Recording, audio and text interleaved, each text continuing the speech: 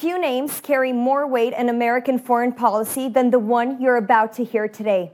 He shaped U.S. strategy across the Middle East as Deputy National Security Advisor under President George W. Bush, personally supervising American policy across the entire region. Under President Donald Trump, he was special representative for both Iran and Venezuela, two of the most explosive files in American diplomacy.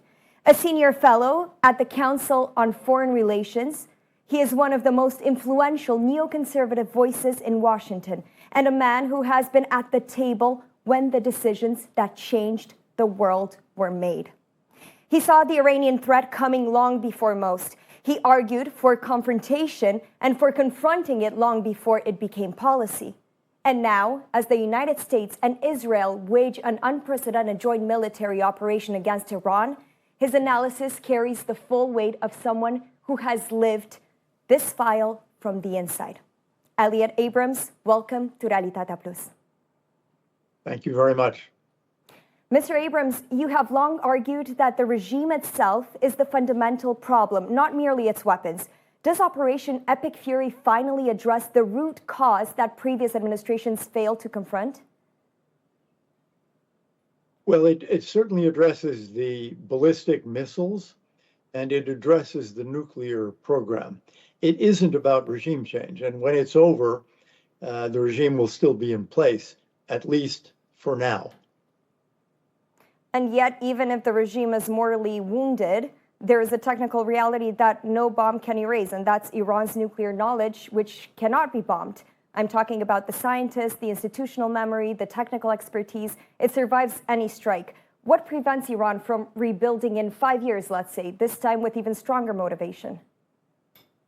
Well, first, a lot of those scientists are dead. There's been a campaign against them. We've also hit laboratories, classrooms, so that some of that knowledge is actually gone.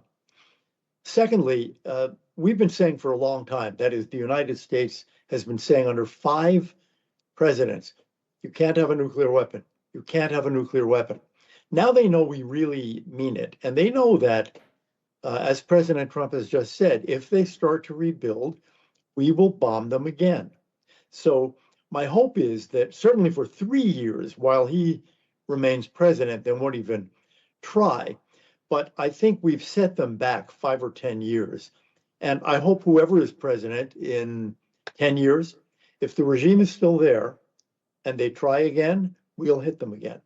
Which brings us to what we are actually seeing in Tehran right now, because President Trump, as he said, has declared regime change, and he said it has been achieved. But the new supreme leader is Mojtaba Khamenei, which is the man Trump himself called unacceptable. Does what we are seeing in Tehran today constitute genuine regime change? And is that the IRGC now more or less powerful than before? Well, I think the president's wrong when he says there's been regime change. There's been a change of personnel. I think that Mojtaba Khamenei is not really supreme leader. I mean, he's invisible. He hasn't even been heard from. He could well be in a coma. And even if he comes out of it, he's not really supreme leader. I think, as you suggest, the IRGC, the Revolutionary Guard, is pretty much in charge. But it is much weaker than it was before this war. Its ability to run the country has really been significantly reduced. So if this is not the end game, what does the end game look like? And what would a deal that, let's say, generally serves American and Israeli long-term interests actually look like? And what are the non-negotiables? I think this war ends with a kind of ceasefire. That is not a peace treaty, 10, 20, 100 pages long. We stop if they stop. And I think they will have to open the Strait of Hormuz. I think an awful lot of countries, 30, 40, 50, including China, will demand that. And then I think they are going to have to deal with a bunch of really hostile Arab neighbors who, for no reason at all, they have been bombing and hitting with drones and missiles in the last 4 weeks. So I think what emerges from this is the same regime in place for now, but a terrible economy, much worse than it was, a population that hates the regime, and militarily a much, much weaker regime.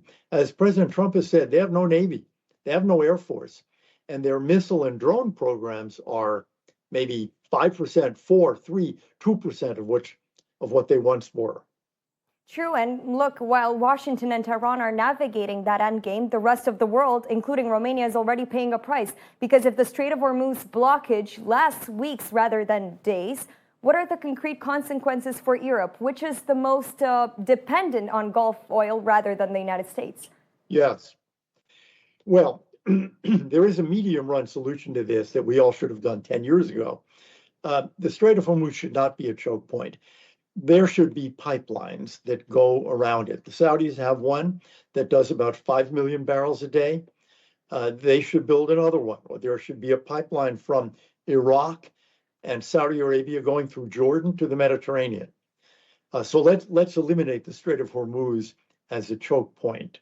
Secondly, there's no reason in the world why European countries and others, Japan, South Korea, Australia, even China, can't get together on a maritime force. There is an EU maritime force right now that works in the Red Sea, the Gulf of Aden. It should take on some of this burden. It shouldn't be an American only. I do think that there will be a ceasefire in a week or two, and then I think you'll see ships go through the Strait of Hormuz, and over a month or two, oil prices will come down again. And Europe is vulnerable not just economically, because Romania, for instance, hosts one of the most strategically significant American military bases on the continent, and I'm talking about Mihail Cogălnicianu. And the United States is now simultaneously engaged in a major conflict in the Middle East while maintaining a military presence on NATO's eastern flank. Is there a real risk that Romania, for instance, and its eastern flank allies are being left more vulnerable? Does Cogălnicianu remain a genuine Pentagon priority? I think it does, and I think that there is, despite the president's insults of NATO, he doesn't mean Romania, Poland, Lithuania, Latvia, Estonia.